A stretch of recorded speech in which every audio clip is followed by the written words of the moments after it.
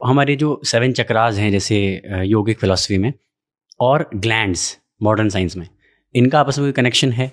100% connection है, 100%। अब इसके कनेक्शन से पहले हमको एक मैं छोटी सी चीज़ भी आपको क्लियर करना चाहूँगा कि मैं न्यूरो साइंस एक्सपर्ट नहीं हूँ, मैं एक स्टूडेंट हूँ, सीख रहा हूँ। और मुझे लगता है कि अभी जितना मैं सीखता जाता हूँ उतना समझ में आता है कि कुछ नहीं आता भैया, अभी तो बहुत कुछ है इस शरीर के, इस ब्रह्मांड के बारे में जानने के लिए। तो चक्रास की आपने बात की, सबसे पहले चक्रा से पहले जैसे मैंने कहा, हम एक 5 कोश से बना हुआ पिंड हैं। तो हमें समझना पड़ेगा कि अन्नमय कोश से पहले हम प्राणमय कोश हैं। प्राणमय कोश वो कोश है जिसमें हमारी 72,000 नाड़ियां प्रवाह कर रही हैं। हमारे शरीर में नसें प्रवाह कर रही हैं जिसमें खून दौड़ता है। हमारी नाड़ियों में प्राण प्रवाह कर रहा है। जो एनर्जी, जैसे हमने श्वास भरी, उस श्वास में से ऑक्सीजन तत्व अलग निकलता है, प्राण तत्व अलग निकलता है। जो प्राण तत्व है उसको आज मॉडर्न मेडिकल साइंस ईथर के नाम से भी जान रही है, ईथर या आकाश तत्व के नाम से भी जान रही है। लेकिन जिस तरह से आप ब्लड को देखोगे, तो ब्लड को अगर आप ध्यान से देखो तो उसमें से बहुत सारे कंपोनेंट्स निकलते हैं, अलग अलग सेल्स निकलते हैं। ब्लड में व्हाइट ब्लड सेल अलग निकलेगा, रेड ब्लड सेल अलग निकलेगा, प्लेटलेट्स अलग निकलेंगे। तो बहुत सारे कंपोनेंट्स से मिला हुआ वो ब्लड है। लेकिन जो एक एमेच्योर है या जो व्यक्ति उसको नहीं जानता, उसके लिए वो ब्लड है। हमारी श्वास सिर्फ ऑक्सीजन नहीं है, इसमें प्राणों का प्रवाह लगातार हो रहा है। इसलिए जो हमारा दूसरा कोश है, प्राणमय कोश, जिसमें 72,000 नाड़ियां प्रवाहित हो रही हैं। और आप, कई बार मैं मजाक में ये बात बोलता हूं कि कोई पुराने जमाने में लोग के घर में 8-10 बच्चे हो जाते थे तो 10 के नाम याद करना भी मुश्किल हो जाता था, है ना। मतलब ये नहीं पता होता था लोगों को, ये पता हो ये 3रे नंबर वाला, ये 5वें नंबर वाला। लेकिन ये 72,000 नाड़ियों में एक एक नाड़ी का नाम भी दिया गया।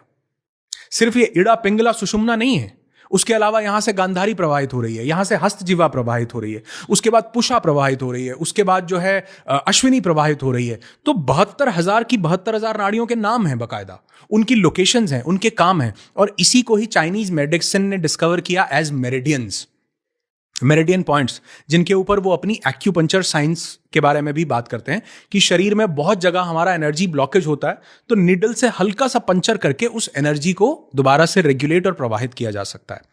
तो अगर हम बात करें चक्रों की, वो सभी के सभी 7 चक्र हमारे मूलाधार से लेकर के सहस्त्रार तक, वो भी हमारे प्राणमय कोश में आते हैं। वो हमारी फिजिकल बॉडी में नहीं है, लेकिन अगर देखा जाए तो हमारी फिजिकल बॉडी को और हमारी पूरी दुनिया को वही 7 चक्र चला रहे हैं। जैसे कोई व्यक्ति कहता है कि सर ये कहाँ है भाई, हम ब्लड को तो देख पाते हैं कि ये ब्लड है, ये 7 चक्र कहाँ दिखते हैं? मैं कहता हूं आपके पास अभी बहुत खूबसूरत सा एक फोन था, फोन तो दिख रहा है, इसके अंदर जो ऑपरेटिंग सिस्टम है दिखाओ कहाँ है, कहाँ है? हाँ नहीं, दिखाओ ना कहाँ है। वो तो जब आप फोन ऑन करोगे वो फोन के साथ ही रिफ्लेक्ट करेगा, लेकिन अगर आपके फोन में से ऑपरेटिंग सिस्टम निकाल दिया जाए तो आप फोन ऑन भी नहीं कर पाओगे। ये ऑपरेटिंग सिस्टम, ये 7 चक्र जो है पूरे शरीर का ऑपरेटिंग सिस्टम है, पूरे शरीर को चला रहे हैं। तो अगर पूरे शरीर को चला रहे हैं तो इनके साथ सभी हमारे ग्लैंड्स भी कनेक्टेड हैं, क्योंकि हमारे शरीर को चलाने का जो मेजर काम है वो हमारे ग्लैंड्स कर रहे हैं।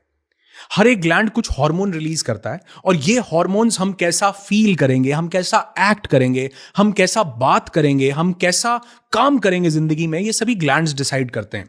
मान लो मेरे सामने कोई शेर आता है, तो मेरा एड्रेनल ग्लैंड कॉर्टिजोल और एड्रेनलिन नाम का 1-2 हार्मोन्स रिलीज करता है। एड्रेनलिन रिलीज होते ही खत्म हो जाता है, फिर वो कॉर्टिजोल में कन्वर्ट होता है, ताकि मेरी बॉडी एक फाइट एंड फ्लाइट मोड को चालू कर सके।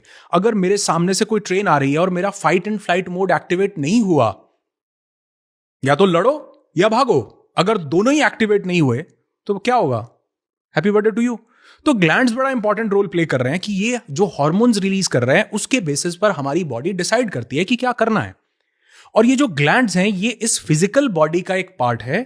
इन ग्लैंड्स को ऑपरेट कर रहे हैं, जो ऑपरेटिंग सिस्टम इन ग्लैंड्स को ऑपरेट कर रहा है वो हमारे 7 चक्र हैं।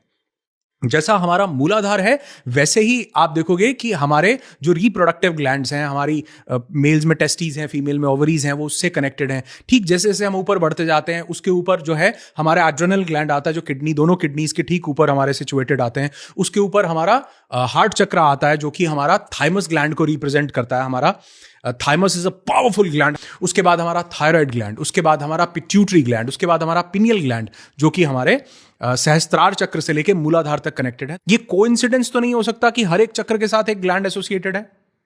सहस्त्रार के साथ हमारा पिनियल ग्लैंड एसोसिएटेड है, थर्ड आई के साथ हमारा पिट्यूटरी ग्लैंड एसोसिएटेड है, हमारे कंठ चक्र के साथ हमारा, जिसको हम विशुद्धि चक्र बोलते हैं, इसके साथ हमारा थायराइड ग्लैंड एसोसिएटेड है, हमारे अनाहत चक्र के साथ हमारा थाइमस ग्लैंड हर एक ग्लैंड के साथ एक चक्र एसोसिएटेड है। और ग्लैंड्स को तो अभी हमने 100-150 साल पहले जाना है, ये चक्रों को तो हमने हजारों साल पहले जान लिया था। तो वो लोग जो थे वो अन्नमय कोश पर काम नहीं करते थे। हमें लगता है कि शरीर बीमार हुआ है, शरीर को ठीक करो, वो कहते थे प्राणमय कोश को ठीक करो, आनंदमय कोश तक को ठीक करो, तो शरीर अपने आप ठीक होने लगता है, because it is a by product of your energy. Sir, glands की प्रॉपर फंक्शनिंग में और चक्रास के एक्टिवेशन या जैसे आपने कहा बैलेंस, उसमें ब्रेथ क्या रोल प्ले करती है? बहुत बड़ा रोल प्ले करती है, क्योंकि आप देखो, मैंने अभी आपको बताया कि जो हमारा अन्नमय कोश के बाद दूसरा कोश है जिसको हमने प्राणमय कोश बोला, वो प्राणमय कोश है ही ब्रेथ का कोश। उस प्राणमय कोश में 72,000 नाड़ियां प्रवाह कर रही हैं। उन नाड़ियों में क्या प्रवाहित हो रहा है? प्राण प्रवाहित हो रहा है। वो प्राण कहां से आ रहा है? ब्रीदिंग से आ रहा है। अगर वो ब्रीदिंग नहीं है तो वो प्राण हमें नहीं मिल रहा। मैं मजाक में कई बार ये एग्जाम्पल देता हूं कि अगर किसी व्यक्ति को उसका जीवन समाप्त हो गया है, उसको वो चला गया है, उसके जाने के बाद अगर हम ऑक्सीजन सिलेंडर लगाते हैं तो क्या वो वापस से जी उठेगा? हमने ऑक्सीजन तो उसको दे दी, क्या वो जी उठेगा? नहीं, प्राण तत्व मिसिंग हो गया है। तो प्राण आर्टिफिशियल ऑक्सीजन से नहीं मिल रहा है, प्राण तो ईथर एलिमेंट से, जो आकाश तत्व है, वो हमारे शरीर को लगातार मिल रहा है, जो उस सांसों के बीच में है। तो अगर हम अपने पूरे ग्लैंड्स को, जो कि हमारे 7 चक्रों का एक पार्ट है, उसको प्रभावित करना चाहते हैं बिना सांसों को प्रभावित किए, तो ये उतना ही वैलिड है जितने आज वो पुराने 1000 के नोट हैं। ये नहीं चलेगा, काम बनेगा नहीं। लोग बोलते हैं कि हमने अपनी सांसों पर काम नहीं किया, क्या हम कुछ अचीव कर सकते हैं? मैंने कहा सबसे पहले अन्नमय कोश का सबसे अगला जो कोश है वो प्राणमय कोश है। तो अगर प्राणों के ऊपर काम किया, प्राणायाम किया, प्राणों को एक नया आयाम दिया, तो मुझे लगता है कि हर एक चीज आप अपने जीवन में बदल सकते हो।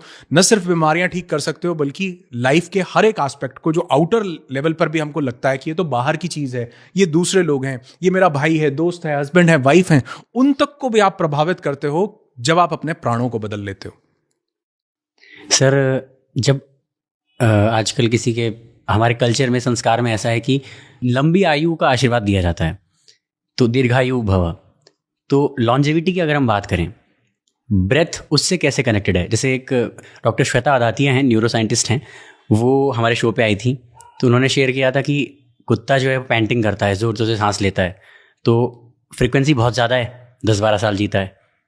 टॉर्टॉइज 200-300 साल जीता है, वो 3 या 4 बार ही सांस ले रहा होता है 1 मिनट में। तो क्या लॉन्जेविटी का और ब्रेथ का भी कनेक्शन आप फील करते हैं? बिल्कुल है, और इसको न सिर्फ स्पिरिचुअलिटी वैलिडेट करती है, बल्कि आज मॉडर्न साइंस भी इसको वैलिडेट करती है कि हमारे हम लगभग 40 ट्रिलियन सेल से बना हुआ एक बॉडी है, और 86 बिलियन न्यूरॉन्स हैं हमारे पास। ये सब क्या है? ये सेल्स हैं। सेल्स जो हैं, इनका एक प्रोसेस है जिसको हम लोग बोलते हैं डीजेनरेटिव प्रोसेस। सेल लगातार डीजेनरेट हो रहा है, यानी अपनी क्षमता को खो रहा है। हमारा जो नया सेल है, नया और पुराना मैं क्यों बोल रहा हूं? क्योंकि हमारा जो सेल है उसकी एक एज है। फॉर एग्जाम्पल मान लेते हैं कि उसकी एक उम्र है 1 साल। 1 साल के बाद वो, एग्जाम्पल ले रहा हूं, मतलब हर एक सेल अलग, जैसे स्किन सेल्स 30 डेज में रिप्लेस हो जाते हैं, टफेस्ट से टफेस्ट सब्सटेंस 1 साल में लगभग रिप्लेस हो जाता है। मान लिया उसकी एक उम्र है 1 साल, 1 साल बाद पुराना सेल जाएगा और उसकी जगह नया सेल आएगा। एक मूवी थी हैरी पॉटर, शायद आपने कभी देखी हो, सब नहीं देखी होगी वैसे तो। हैरी पॉटर में एक बर्ड था जो कि डंबलडोर का बड़ा, वो उसका नाम फीनिक्स था। वो फीनिक्स का एक ऐसा मूवी का वो पार्ट था जिसमें फीनिक्स डेड हो जाता है, चला जाता है, और अपनी एशेज में से, अपनी राख में से वो वापस जन्म ले लेता है ना? ऐसा ही था। ठीक हमारा सेल भी उस फीनिक्स की तरह है। वो सेल मरता है, और जब हमारा सेल मरता है तो उसका जो रॉ मटेरियल है वो हमारा नया सेल यूज करता है नया सेल बनने के लिए। यानी वो रॉ मटेरियल क्या है? वो बेसिकली प्रोटीन है जिसको हम अमाइनो एसिड बोलते हैं। तो पुराने सेल में से नया सेल अमाइनो एसिड लेता है और एक नया सेल बन जाता है। अगर उस सेल की उम्र 1 साल है, 1 साल बाद मतलब वो खत्म हो जाता है, तो हमको लगभग 100 बार ये कैपेसिटी दी गई कि हमारा सेल रीजेनरेट कर पाए।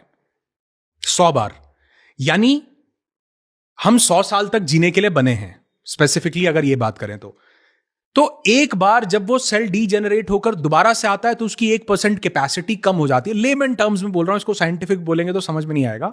1% कैपेसिटी कम हो जाती है, यानी जो नया सेल आया वो 99% कैपेसिटी का है। ठीक ऐसे ही वो 100 ईयर्स तक पहुंचते पहुंचते वो बिल्कुल ही उसकी कैपेसिटी जो है वो होने लगती है। अब ये जो सेल 1 साल में रिप्लेस हो रहा है, अगर एनर्जी के पॉइंट ऑफ व्यू से देखें, बायोलॉजी के पॉइंट ऑफ व्यू से तो ये रिप्लेस होगा, एनर्जी के पॉइंट ऑफ व्यू से देखें तो इन सेल्स को भी कौन चला रहा है? हमारा प्राणमय कोश। अगर हम अपने सेल को पूर्ण रूप से प्राणों से स्पंदित करते हैं तो हमारे सेल का जो डीजेनरेटिव प्रोसेस है वो स्लो हो जाता है। और आज इसको मॉडर्न मेडिकल साइंस वैलिडेट कर रही है कि अगर आपकी सांसें गहरी और लंबी हैं तो ये हमारे एजिंग के प्रोसेस को डायरेक्टली इंपैक्ट डालती हैं, स्लो कर देती हैं। यानी आपका वो सेल, जैसे आपने बड़ी अच्छी बात कही कि वो जो डॉग है वो इतनी तेज तेज सांस ले रहा है तो वो 5-10 साल ही जी रहा है। क्यों जी रहा है? क्योंकि उसको वो सांसें मिली थी।